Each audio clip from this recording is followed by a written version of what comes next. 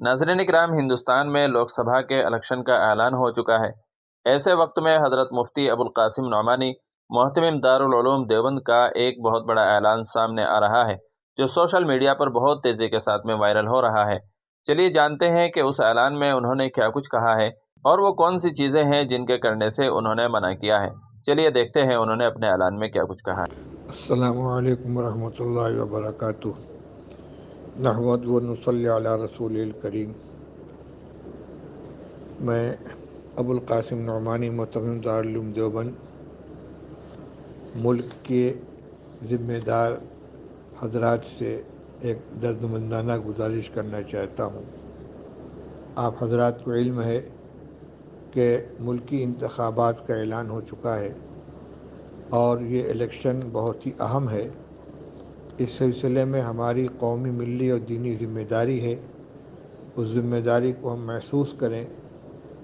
ہمارا یہ ووٹ دینا دستوری حق ہے، قومی و ملی فریضہ ہے، حب الوطنی کا تقاضا ہے، ہماری شہریت کا ایک مضبوط ثبوت ہے اور معتبر شناختی کارڈ ہے۔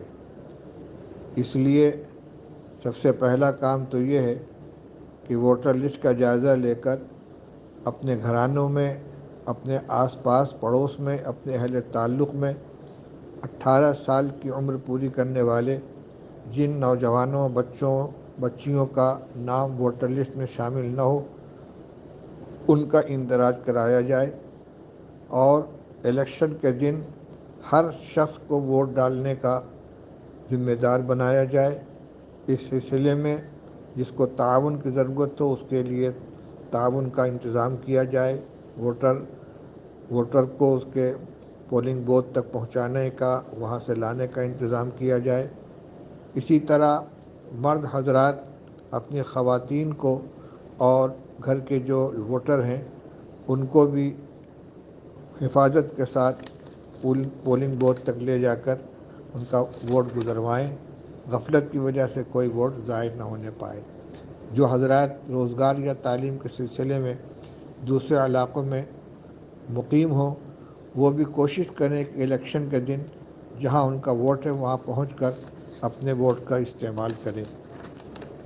محلہ اور گاؤں کے ذمہ دار اور دانشور اور ائمہ و خطباء سے گزارش ہے کہ ان تمام کاموں کی ترغیب دیں، نگرانی اور سرپرستی فرمائیں اور کام کرنے والوں کا بھرپور تعاون فرمائیں۔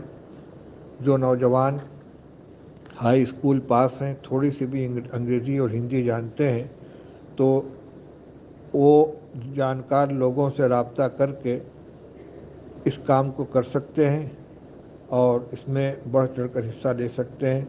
یہ وقت کا انتہائی اہم تقاضا ہے۔